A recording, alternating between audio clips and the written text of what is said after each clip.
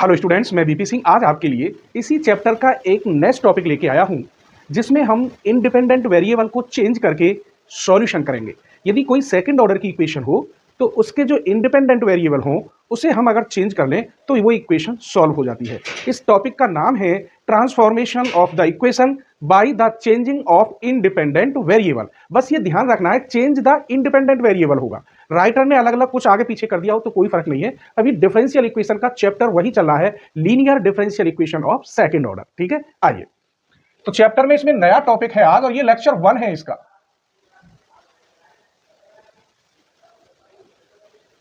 Transformation of the equation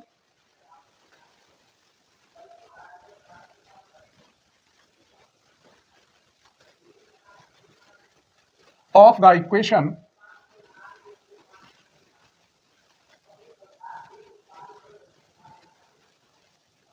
by change the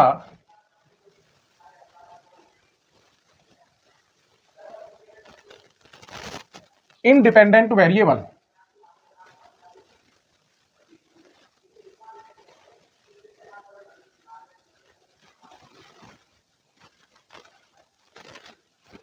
clear.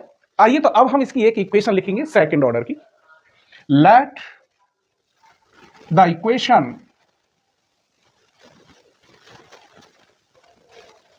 Of second order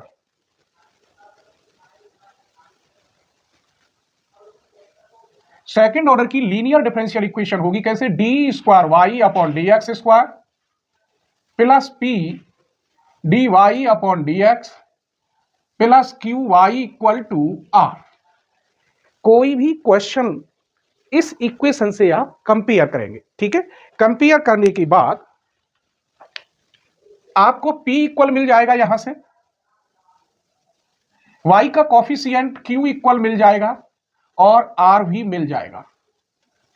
जब ये तीनों चीज मिल जाएंगी तो हमको जो X है, X या इंडिपेंडेंट वेरिएबल है, उसको हमें एक दूसरे वेरिएबल यानी Z में चेंज करना होगा। तो उसके लिए लिखेंगे चूजिंग या choose Z, that is dz over dx का whole square. Coefficient of y किसके इक्वल होता है, ये कॉफिशिएंट ऑफ y, लेकिन लीविंग माइनस साइन। अगर यहां माइनस में कुछ लिखा होगा तो उस माइनस साइन को हम छोड़ देंगे विद कांस्टेंट के, केवल वेरिएबल लेंगे जो dz ओवर dx का होल स्क्वायर होगा y का कॉफिशिएंट, और वो कॉफिशिएंट जिसमें अगर माइनस आ रहा हो तो उसे आप छोड़ देंगे। यहां तक क्लियर। फिर आप इससे निकालने के बाद आपके पास dz ओवर dx होगा, इसी से बन जाएगा। इसका एक बार डिफरेंशियल करें तो d square z upon d x square मिल जाएगा। इसका इंटीग्रेशन करें तो जेड इस प्रकार आपको मिल जाता है। इसीलिए कहा था चूजिंग जेड, अब यहां से जेड मिल गया। आगे फिर क्या करते हैं वो देखिए।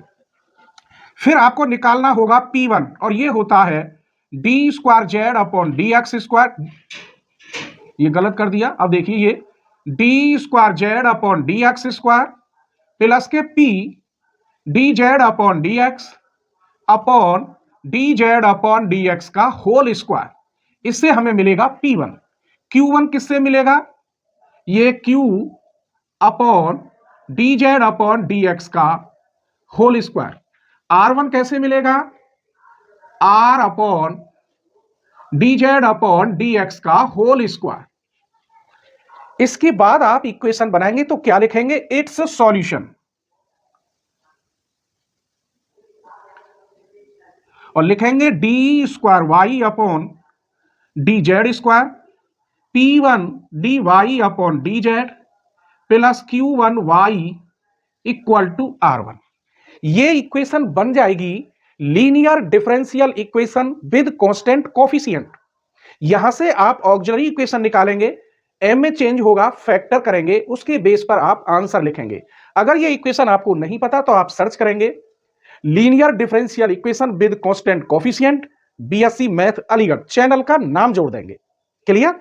आइए यहां से मिलने के बाद फिर आप ऑक्सिलरी इक्वेशन करेंगे।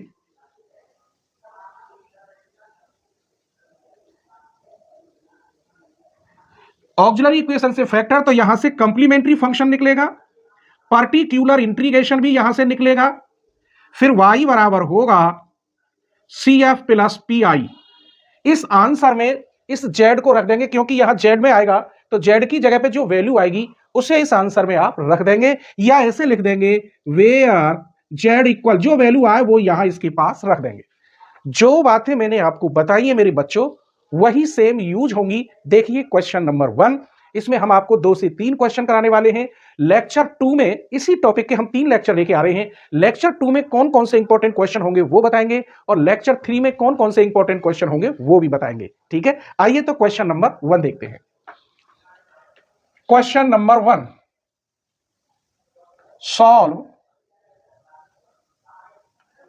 D square y upon d x square plus cot x d y upon d x plus 4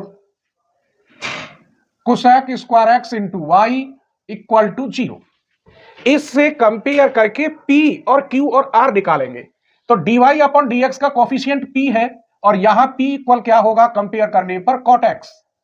यहां y का कोफिशिएंट Q है, और यहां y का कोफिशिएंट है 4 cosec square x।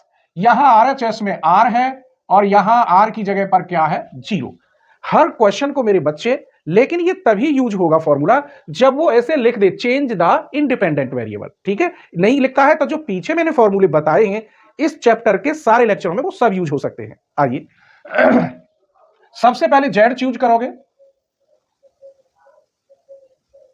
That is dz upon dx का whole square.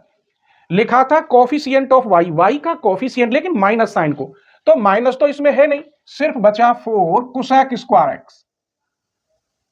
दोनों ओर का अंडर रूट लोगे तो dz over dx equal to हो गया 2 कोसेक x। डिफरेंशियल करोगे d square z upon dx square, तो इसका डिफरेंशियल -2 कोसेक x का होता है cosec x into cot x minus में। अगर इंटीग्रेशन करोगे तो 2 तो कांस्टेंट है, कोसेक x का इंटीग्रेशन बताइए, मालूम है आपको? नहीं पता, और आप बीएससी 4th सेम में है, आप 11th 12th में नहीं है। अब खुद ही देख लीजिए आप कितने ब्रिलियंट है। लॉग 10x/2, तो हमने यहां से ये भी निकाला, ये भी निकाला, और z की वैल्यू भी निकाल दी। अब हमको P1 निकालना होगा, तो P1 इक्वल होता है d square z upon dx square plus P dz upon dx upon dz upon dx का होल स्क्वायर। इसकी वैल्यू रखिए, ये रही -2 cosec x into cot x। P की वैल्यू रखिए कॉट x, और dz ओवर dx की वैल्यू ये रही 2 इंटू कोसेक x, ये 2 into cosec x। dz over dx का whole square 4 cosec square x। देखो ये -2 cosec x cot x plus के 2 कोसेक x कॉट x, ये तो कट गया ऊपर 0, इसका मतलब ये क्या हुआ 0। किसकी वैल्यू मिली हमें? P1 की। अब हमको Q1 निकालना है, तो ये Q upon dz over dx का होल स्क्वायर। Q कहां है? 4 कोसेक स्क्वायर x, और ये भी है 4 कोसेक स्क्वायर x। कट के कितना हुआ 1। अब हमें निकालना है R1, तो R की जगह पे यहां कितना है 0, तो कुछ भी हो यहां dz ओवर dx का होल स्क्वायर, लेकिन आंसर क्या आएगा 0 ही आएगा। अब आप ये लिखेंगे इट्स सॉल्यूशन।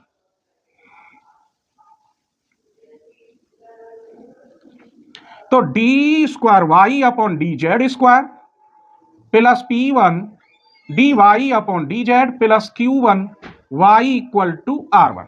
वैल्यू रखिए d square y upon dz square. P1 की वैल्यू 0 होगी, Q1 का मान 1 होगा, यहां 0 यहां 1, तो सिर्फ बचा y, और R1 की जगह पर 0। ऑक्सिलरी इक्वेशन लिखिए हम, क्यों? क्योंकि ये इक्वेशन बन गई linear differential equation with constant coefficient. तो ये होगा m square plus 1 equal to 0, तो m square equal to -1। Minus कितने की वैल्यू होती है? i स्क्वायर की। इसका मतलब m equal two plus minus i। जब इमेजनरी में फैक्टर होते हैं तो आंसर कैसे लिखते हैं? y equal c1 cos 1x plus c2 sin 1x। एक आई है तो एक प्लस माइनस की आई का अंत यहां होता है और प्लस की आई का अर्थ इधर होता है, लेकिन ये जो है जेड में आना चाहिए और मैं लिख रहा हूं एक्स में। ये इसलिए लिखा कि आपको रटा हुआ ऐसे ही लिख देती है और पूरा क्वेश्चन गलत हो जाता है, इसलिए यहां क्या आएगा जेड, ध्यान रखोगे क्योंकि जेड में इक्वेशन है। अब यहां जेड की वैल्यू आप रख सकते हैं 2 log 10x/2 बाद में, y equal C1 cos bracket में 2 log 10x/2 plus C2 sin bracket में 2 log 10x/2। यही आपका आंसर है, सब कुछ मैंने बता दिया। स्क्रीनशॉट ले लीजिए। अगर यहां तक मजा आया है, वास्तव में हर पॉइंट क्लियर हुआ है, तो शेयर कर दीजिए अपने एक फ्रेंड को, मेरी फीस वसूल हो जाएगी। कर दीजिए, स्क्रीनशॉट ले लीजिए। चलिए तो क्वेश्चन नंबर 2 देखते हैं। कंपेयर करने पर तो P की वैल्यू क्या होगी 10x, यहां Q की वैल्यू क्या होगी cos²x और RHS से R की वैल्यू क्या होगी 0। सबसे पहले हम Z चूज करेंगे, दैट इज क्या होगा dz/dx का होल स्क्वायर, y का कॉफिशिएंट लेंगे, दोनों ओर का अंडर रूट करेंगे, एक बार डिफरेंशियल करोगे तो d²z/dx² माइनस के साइन x, इंटीग्रेशन करोगे तो z equal to sine x। यहां z चूज करने के साथ साथ हमें z भी मिला, dz/dx मिला, d²z/dx² मिला। क्लियर हो गया। आइए सबसे पहले आप निकालेंगे P1 और ये होता है d²z/dx² plus P dz/dx upon dz/dx का होल स्क्वायर, d²z/dx² माइनस के साइन x, P की जगह पर वैल्यू रखोगे 10x, dz/dx रखोगे cos x अपॉन dz/dx का होल स्क्वायर cos² x। अब यहां से ये एक साइन बचा, साइन अपॉन कॉस, कॉस से कॉस साइन, और माइनस के साइन तो 0 हो गया, इसका मतलब P1 मिल गया हमें 0। Q1 निकालिए, ये होता है Q अपॉन dz/dx का whole square, this implies Q1 equal to Q कहां है cos² x और dz/dx का होल स्क्वायर सेम है, ये कट के 1, इसका मतलब Q1 की वैल्यू मिल गई 1। अब आपको निकालना होगा R1, ये होता है R अपॉन dz/dx का होल स्क्वायर, R की वैल्यू ऑलरेडी 0 यहां रखेंगे तो टोटल क्या हो जाएगा। अब आप लिखेंगे इट्स सॉल्यूशन,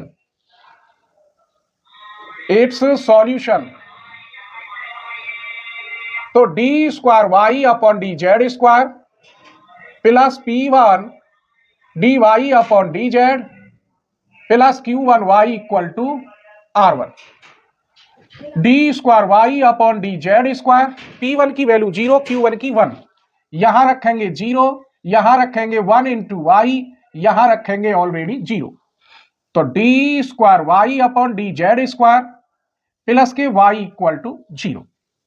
अब ऑक्सिलरी इक्वेशन लिखेंगे आप, ऑक्सिलरी को ऐसे भी लिख सकते हैं, तो ये तो m² हो गया, y का कॉफिशिएंट 1 इक्वल टू 0, तो m² इक्वल टू -1, ये हो गया i² का मान, तो m इक्वल हुआ plus minus i। Answer y equal हो गया C1 cos z, क्योंकि यहां z है, plus C2 sin z।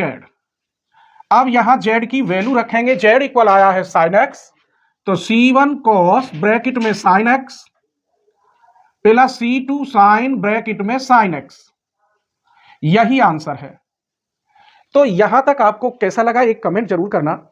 Lecture 2 और लेक्चर 3 में कौन कौन से क्वेश्चन होंगे जो इसी टॉपिक पर होंगे, उनकी एक झलक आप जरूर देख लें। और हां, अगर आप चाहते हैं कि आपको ये दोनों बुक डिफरेंशियल इक्वेशन और मैकेनिक्स, या आपके सेमेस्टर में जौन सी भी बुक हो, डिफरेंशियल इक्वेशन के साथ मैकेनिक्स ही होगी, दोनों बुक आप कंप्लीट कर ले एक न्यूनतम फीस में, तो मेरा कोई ऐप नहीं है, बस आपको चैनल की मेंबरशिप लेनी है, ऑल वीडियोज ओपन हो जाएंगी। मेंबरशिप लेंगे तो फुल कोर्स बीएससी एमएससी वाला लेवल ले, उसी से सारी वीडियो ओपन होती है।